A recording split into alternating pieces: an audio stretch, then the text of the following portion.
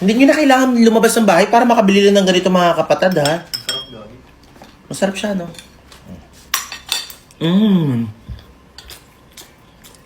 Hindi ko in-expect makakabili pala ng ganito sa ano? TikTok. Lambot. Hindi ko na patatagalin pa. So, masarap siya mga kapatid. Kaya ko talaga itong ubusin. Magpapainit pa ako ng isa pa mga kapatid kasi feeling ko mabibitin ako. Kaya kung gusto nyo rin ng ganito mga kapatid, nandiyan sa Yellow Basket, i-check out nyo na. Pag talaga hindi ito masarap, hindi na ako o-order. Mga kapatid, nagtitrending to sa TikTok, yung Little Bunny Ice Cream Mallows. Kaya naman napabili ko. So, ayan na. The moment of truth. So, ang dami niyang laman, ha. So, bilangin natin kung ilan yung laman niya. Pero nakalagay naman na dito yan, eh. So, 30 pieces. So, huwag na nating bilangin. So, itatry na natin siya. So, of course, isa siyang marshmallow. So, tingnan natin kung lasang ice cream talaga siya. Oh, hawakan masay. Oh. Ayan. So, ako naman, is same lang siya ng flavor, no? So, ito ata yung in-order ko, yung blueberry flavor. Okay. So, matutuwa siguro yung mga chikiting nyo sa bahay pag binila nyo sila ng ganito. Okay. So, tikman na natin siya. Hala.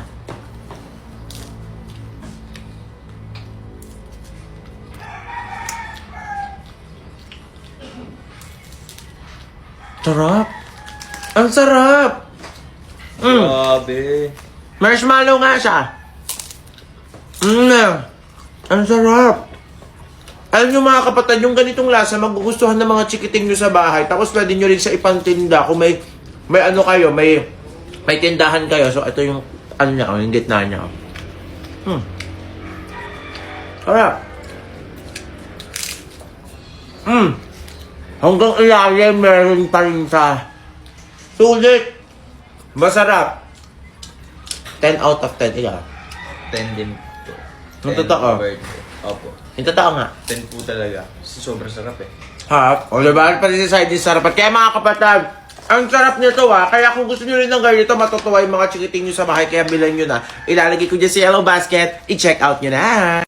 Kung gusto nyo mag-glass skin yung mukha nyo, naku mga kapatid, eto na ang solusyon dyan, yung Pecas set natin. Dahil bukod sa Pecas melasma natin mga kapatid, kung problema nyo rin po yung mga acne nyo na gusto nyo malesan, kung problema nyo rin po yung hindi pantay ng mukha, pati sa leeg na kulay, kung problema nyo rin po yung mga fine lines nyo, mga blackheads nyo, mga whiteheads nyo mga kapatid, nako, eto na po ang solusyon dyan. Kung gusto nyo mag-glow up nyo yung 2026, eto po yung Pecas set. Naku mga kapatid, ang nakakatuwa dito, kagaya siya ng ibang rejuvenating set. Set din po siya na may kasamang toner na meron lang naman 60 ml, tapos syempre yung pangmalakasan nating sabon na meron lang naman 150 grams. Nako, pang matagalan nyo talaga siyang gagamitin. Siguro magagamit nyo to mga 3 weeks hanggang 1 month. Kasi mga kapatid, dapat gamitin nyo rin siya sa katawan nyo. Kasi kung puro mukha lang matagal nyo, ubos na lahat ng kasamang set, di pa rin nauubos yung sabon na to kasi 150 grams siya. Tapos syempre, day cream and night cream. Huwag matigas ang ulo. Pag day cream ang paggamit. Pag night cream po ang paggamit mga kapatid. Okay? Kaya kung gusto nyo rin ng ganito mga kapatid at nai-stress na kayo, hindi na tumatalab yung mga skincare or rejuvenating set na ginagamit nyo sa mukha nyo, sign yan para magpalit na kayo. Kaya kung gusto nyo rin ng ganito mga kapatid, mabenta to ngayon sa market na sa Yellow Basket. I-check out nyo na.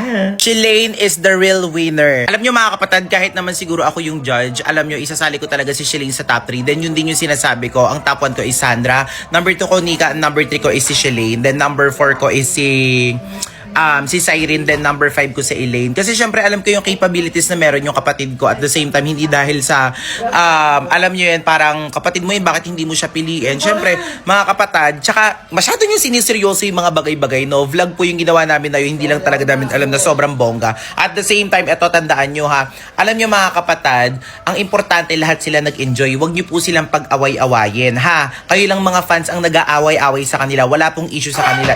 Sobrang galing naman nila lahat sila mga kapatid, lahat sila nag-effort. Yung iba may experience, yung iba walang mga experience, okay? So eto, judge si Ate Kimi kasi ang dami nagsasabi na bakit daw, ang dami daw related kay Elaine, favoritism daw si Elaine sa Manix. Anong sinasabi yung favoritism? Alam nyo kung favoritism si Elaine doon, all the time kasama si Elaine sa vlog. Pinagsasabi nyo dyan, sige, ikaw judge.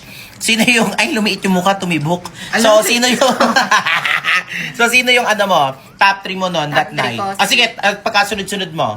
Top 1, Sandra. Top 2, Nika. Top 3, Cyrene. Tapos top 4? Top 4, Shilane. Top 5? Si Top Elaine. 5, actually si Susie. So, top 6 si Elaine. O, tignan nyo. Tapos sasabihin nyo, favoritism. So, ito yung nanalo. Tignan nyo naman kung gaano kaganda. Very deserving. Tapos, ito naman yung nag-second runner-up. Oh, taray yan. Anong ginagawa mo?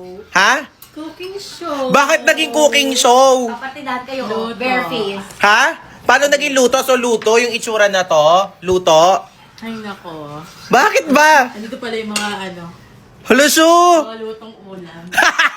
Ayun mga kapatid, kaya huwag nyo sinuseryoso yung bagay-bagay. Importante doon, nagpakita sila ng magandang talents nila, skills nila. At the same time, yung nag-enjoy silang lahat kasi hindi naman importante yung award na matatanggap na meron sila, kundi yung nag-enjoy sila, kung paano sila nag-banding together. Kaya huwag nyo sila pag-away-awayin. Kasi even ako gusto ko ring manalo si Shalene kasi ang ganda ng performance. At the same time, very entertainment talaga yung ginawa niya. As in, whole pageant talaga as in. So, GB lang, huwag nyong i-bash din sa Elaine kasi binabash nyo ng binabash, wala namang ginagawa sa inyong masama. So, yun lang.